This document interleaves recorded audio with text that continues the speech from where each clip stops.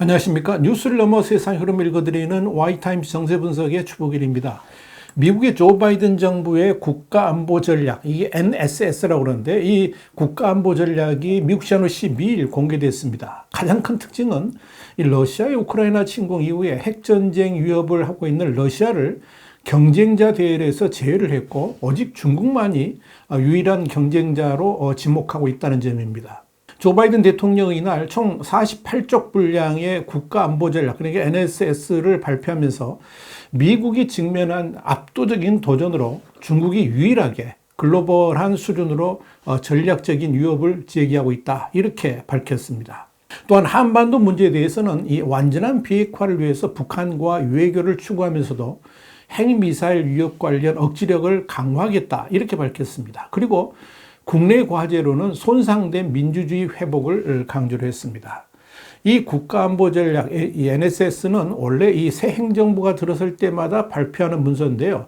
이 바이든 행정부 출범 첫 해였던 지난해 이 겨울쯤에 불거진 이 러시아의 우크라이나 침공 우려 때문에 연기됐는데 이날 드디어 공개가 된 겁니다. 미국의 국가안보 전략, 그러니까 NSS는 5가지 핵심 포인트를 담고 있는데 이제 하나씩 소개를 해드리겠습니다. 그러니까 이번 국가안보 전략 NSS의 핵심인데요. 중국을 가장 중대한 지정학적 도전으로 보면서 유일한 경쟁자로 지목했다는 겁니다. 러시아의 위협은 유럽에 국한되지만 중국은 주로 인도태평양 지역이 영향을 받을 수는 있습니다만은 전 세계적인 측면에서 미국과 경쟁할 수 있는 의지와 능력이 있다, 이렇게 본 겁니다.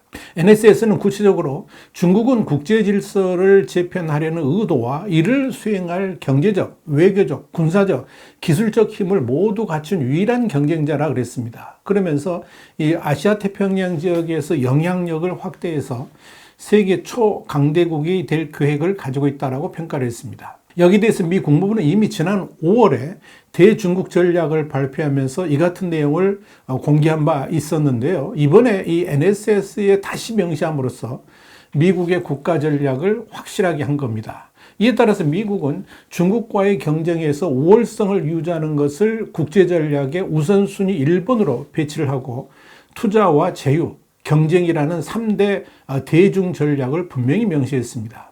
여기에 대해서 백악관은 이 지역에서 우리의 동맹 및 파트너 국가에 대한 침공을 차단하기 위해서 전쟁에서 신뢰할 수 있는 군을 만들고 또 동맹과 파트너 국가들이 스스로 방어할 수 있도록 돕기 위한 투자를 우선시할 것이다, 이렇게 밝혔습니다. NSS는 또한 신장 및 티벳, 홍콩 등에서의 중국의 인권 유린 문제에 대해서도 계속 책임을 추궁할 것이라고 그랬습니다. 그러면서 대만 문제에 대해서도 이른바 하나의 중국 정책을 재확인함과 아울러서 동시에 일방에 의한 현상 변경에 반대한다 하는 점도 강조를 했습니다.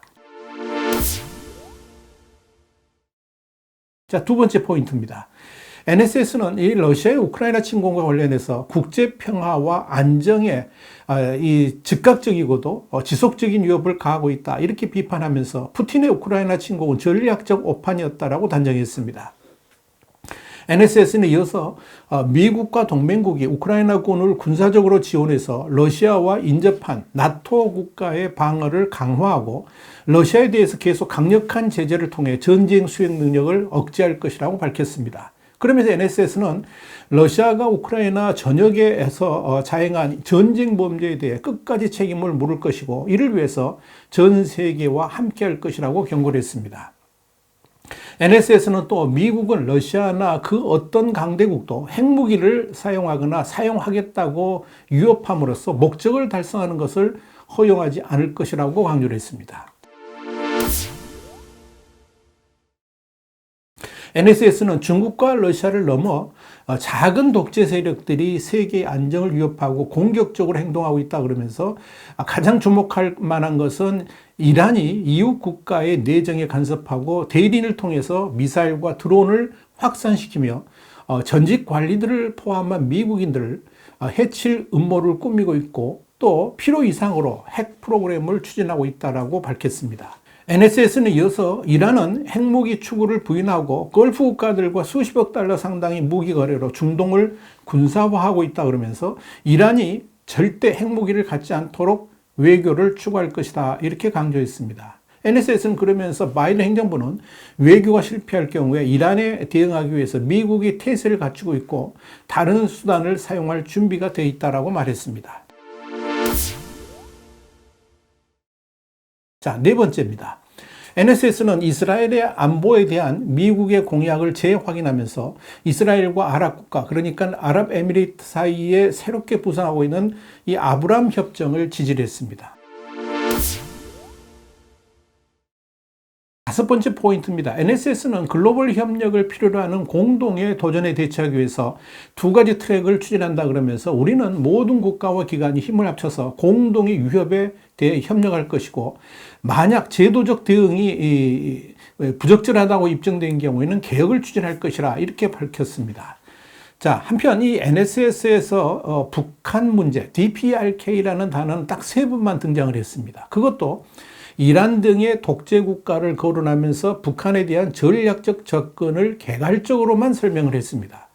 NSS의 11쪽에 보면 북한은 계속해서 불법적인 핵무기와 미사일 프로그램을 확장하고 있다 이렇게 적고 있고 지역별로 전략을 기술할 때 인도태평양 지역과 관련해서 우리는 한반도의 완전한 비핵화로 가는 가시적인 진전을 만들기 위해서 이 북한과 지속적인 외교를 추구하는 동시에 이 북한의 대량 살상무기 그러니까 WMD하고 미사일 위협에 맞서서 확장 억제도 강화할 것이다 이렇게 강조를 했습니다. 일단 이 NSS에 담긴 백악관 입장은 북핵 위협에 대한 평가와 완전한 비핵화를 위한 외교 노력, 또 한국에 대한 확장 억제 제공 같은 이런 핵심적인 기조는 다 포함하고 있습니다만은 이 위협에 대한 평가의 정도라든지 외교 노력의 구체적인 방향 같은 건 전혀 언급하지 않았습니다. 이건 미국이 북한 문제에 대해서 그만큼 관심이 상대적으로 낮다는 것이고 미국 외교상에서의 비중도 그만큼 크지 않다는 것을 의미합니다. 이는 지난 트럼프 정부 당시에 2017년 NSS에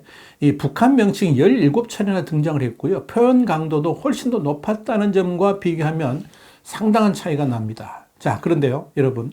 2022년판 이 NSS에서 눈여겨볼 만한 내용은 군 현대화를 강조하면서 핵 억제 능력도 강조하고 있다는 겁니다. 이건 핵무기를 통해서 전략적인 공격을 억제하면서 동맹국과 파트너 국가의 안전을 보장할 수 있다는 그런 이유 때문에 그렇습니다. 이런 측면에서 NSS는 2030년대에 미국은 처음으로 두 개의 주요 핵 보유국을 억제해야 될 것이다. 그러면서 두 개의 주요 핵 보유국은 이 현대적이고 다양하게 국제적이고 지역적인 핵무력을 전개할 것이다. 이렇게 말을 했습니다. 이 NSS에서는 이 국가명을 언급하지는 않았습니다. 아마 중국과 러시아겠죠.